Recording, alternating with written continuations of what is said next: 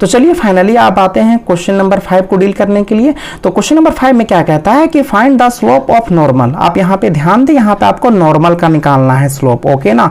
और आप जानते हैं कि नॉर्मल का स्लोप निकालने के लिए आपको क्या करना पड़ता है। जैसे आपको अगर एक कर्व आपको दिया हुआ है, मैं थोड़ा सा आपको थ्योरी को रिकॉल कर देता हूं। अगर इस कर्व पे एक पॉइंट पे अगर आपका टेंजेंट अगर है, ठीक है ना, मैंने इस पॉइंट को मैंने यहाँ पे कंसिडर किया है, और यहाँ पे फिर इसी पॉइंट पे और इस टेंजेंट पे जो नॉर्मल लाइन रहेगा वो क्या होगा, आपका परपेंडिकुलर होगा। तो हमें सबसे पहले जब भी हम लोग कर्व को डिफरेंशिएट करते हैं, डिफरेंशिएट करने और फिर जो पॉइंट पुट करते हैं वो किसका स्लोप हमें देता है, वो टेंजेंट का हमें स्लोप देता है। ये टेंजेंट है आपका, ठीक है, और ये क्या है आपका, ये आपका नॉर्मल है, ओके, ठीक है ना। तो जब सबसे पहले हम उसे डिफरेंशिएट करके जब जो भी पॉइंट रहेगा मैं उसे पुट करूंगा तो वो मेरे को स्लोप ऑफ टेंजेंट निकाल के देगा। फिर स्लोप ऑफ नॉर्मल के लिए हमें क्या करना पड़ेगा, आप जानते हैं कि slope of tangent dot slope of normal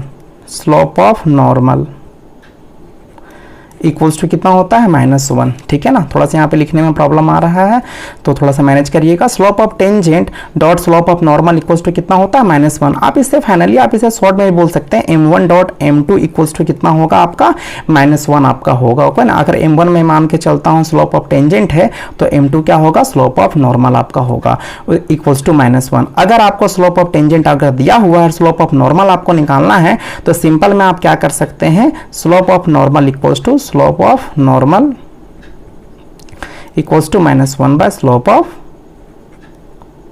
tangent, okay. Slope of tangent मतलब घुमा फिरा करके बात ये हुआ कि अगर आपको दिया हुआ है स्लोप ऑफ टेंजेंट तो उसे -1 बाय स्लोप ऑफ टेंजेंट कर दे तो स्लोप ऑफ नॉर्मल आपका हासिल हो जाएगा। और अगर यहाँ पे अगर कंसीडर करके चलते हैं, m1 अगर स्लोप ऑफ टेंजेंट है और m2 अगर स्लोप ऑफ नॉर्मल है तो m2 इक्वल्स टू कितना हो जाएगा फाइनली आपका, -1 बाय m1।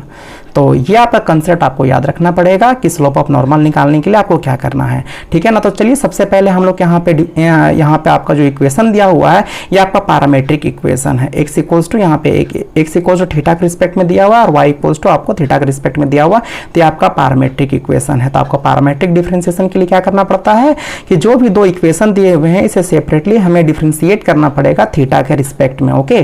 तो मैं इसे थीटा के रिस्पेक्ट में पहले मैं इसे डिफरेंशिएट कर रहा हूँ, तो dx by D theta a, और यहाँ पे q का डिफरेंशिएट होने के लिए कोस थीटा के रिस्पेक्ट में, फिर कोस थीटा का थीटा के रिस्पेक्ट में, ये आपका चेन रूल आपका चलेगा।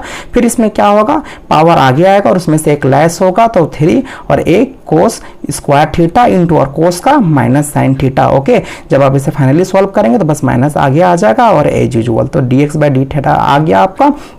अब यहाँ पे फिर आपका जो सेकेंड इक्वेशन आपका दिया हुआ है तो मैं इसे डिफरेंशिएट करूंगा थीटा के रिस्पेक्ट में, तो dy बाय डी थीटा और a, और यहाँ पे q को डिफरेंशिएट करने के लिए साइन थीटा के रिस्पेक्ट में, फिर साइन थीटा थीटा के रिस्पेक्ट में, फिर यहाँ पे पावर में आगे लाऊंगा 3a sine square theta into cos theta, okay. अब फाइनली पैरामीट्रिक डिफरेंशिएशन में एक आपको फॉर्मूला पुट होता है dy by dx equals to dy by D theta by dx by D theta, okay. अब यहाँ से अभी आप समझ सकते हैं कि फाइनली आपका D theta bye D theta आपका डी थीटा आपका कैंसल आउट हो जाएगा, तो dy बाय dx रिमेनिंग आपका बच जाएगा।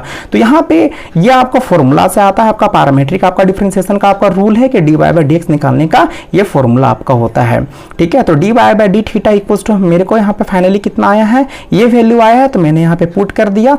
और यहाँ पे dx बाय डी थीटा बराबर मेरे को कितना वैल्यू आया है, ये वैल्यू आया है, तो मैंने यहाँ पे पुट कर दिया। अब मैं इसे सॉल्व कर दूंगा, ये आपका 3 कैंसल आउट हो जाएगा, a कैंसल आउट हो जाएगा, एक साइन नीचे से कैंसल आउट हो जाएगा और एक कोस कैंसल आउट हो जाएगा, ऊपर में एक साइन बचेगा और नीचे में एक कोस, तो साइन बाय कोस क्या होता है 10 और ये माइनस साइन आपका आ गया।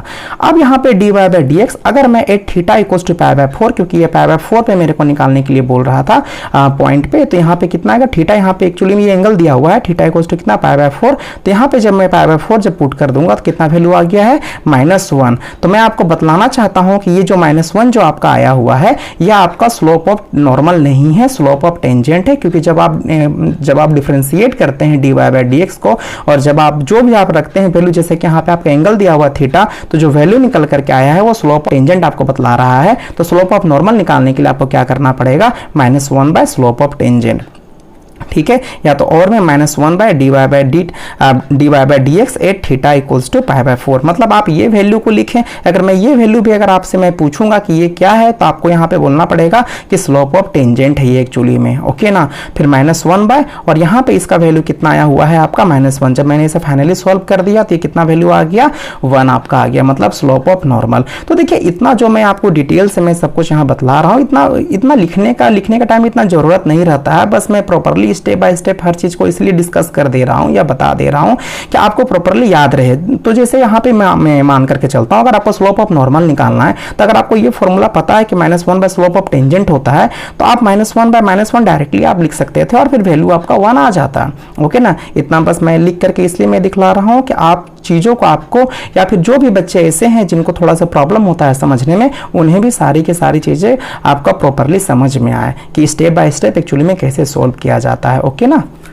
अब आ जाते हैं क्वेश्चन नंबर 6 में। ये भी क्वेश्चन आपका एज यूजुअल आपका 5 की तरह ही है। यहाँ पे भी आप देख सकते हैं आपको स्लोप ऑफ नॉर्मल निकालने के लिए बोला है और आपके कर्व्स आपके दिए हुए हैं, ए थीटा इक्वल्स टू π/2, ओके ना। तो ये भी आपका पैरामीट्रिक आपका है इक्वेशन दिया हुआ है। तो आप जानते हैं पैरामीट्रिक इक्वेशंस को पहले डिफ्रेंशिएट करने के लिए क्या रूल्स होते हैं, तो इसे सेपरेटली आपका थीटा के रिस्पेक्ट में से हम लोग डिफ्रेंशिएट करेंगे। तो कांस्टेंट का 0 a और साइन थीटा का हो जाएगा आपका cos theta, finally -a cos theta आपका आ गया। और फिर यहाँ पे इस इक्वेशन को भी आपका डिफरेंशिएट करेंगे सेपरेटली थीटा के रिस्पेक्ट में। तो dy/d थीटा b स्क्वायर को देने के लिए कोस थीटा के रिस्पेक्ट में, फिर कोस थीटा थीटा के रिस्पेक्ट में, यहाँ पे पावर आ गया आएगा और एक लेस आपका होगा 2b कोस थीटा और कोस का आपका माइनस साइन थीटा। तो फाइनली आपका ये आपका आ गया। अब आप जानते हैं पैरामीट्रिक डिफरेंशिएशन में formula dy/dx equals to dy/d theta by dx/d theta. तो यहाँ पे आपका dy/d थीटा इक्वल्स टू कितना है, -2b cos theta into sine theta.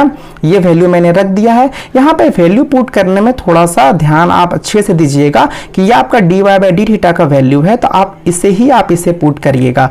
कभी कभी क्या होता है किन्हीं बच्चों से कि वो आपका dx/d थीटा का वैल्यू आपका न्यूमिनेटर में पुट कर देते हैं, तो इससे क्या होता है कि आंसर रॉन्ग हो जाता है। तो यहाँ पे जरा सा जब वैल्यू को आप पुट कर रहे हो तो dy/d थीटा का अच्छे से वैल्यू को देख ले कि आपका dy/d थीटा कहाँ पे वैल्यू आया हुआ है। तो मैंने यहाँ पे रख दिया और dx/d थीटा का वैल्यू यहाँ पे मैंने रख दिया। अब यहाँ पे कोस थीटा आपका कैंसल आउट हो जाएगा और माइनस माइनस आपका कैंसल आउट हो जाएगा, प्लस हो जाएगा 2b साइन थीटा और बाय a। उसके बाद हम लोग यहाँ थीटा इक्वल्स टू π/2 हम लोग जब यहाँ पुट करेंगे एंगल में, तो π/2 का मान साइन π/2 का वैल्यू कितना होता है, 1 होता है। तो यहाँ पे 2b/a आपका एज यूजुअल हो गया। अगर मैं आपसे पूछूं कि ये किसका स्लोप आपका आया हुआ है, तो आप बोलेंगे कि ये स्लोप ऑफ टेंजेंट आया हुआ है। स्लोप ऑफ टेंजेंट बोले या स्लोप ऑफ द कर्व बोले, ठीक है ना, बोथ आर सेम है। लेकिन आपको स्लोप ऑफ नॉर्मल निकालने के लिए हमें क्या करना पड़ेगा, स्लोप ऑफ नॉर्मल के लिए -1 स्लोप ऑफ टेंजेंट। ये क्या है आपका स्लोप ऑफ टेंजेंट।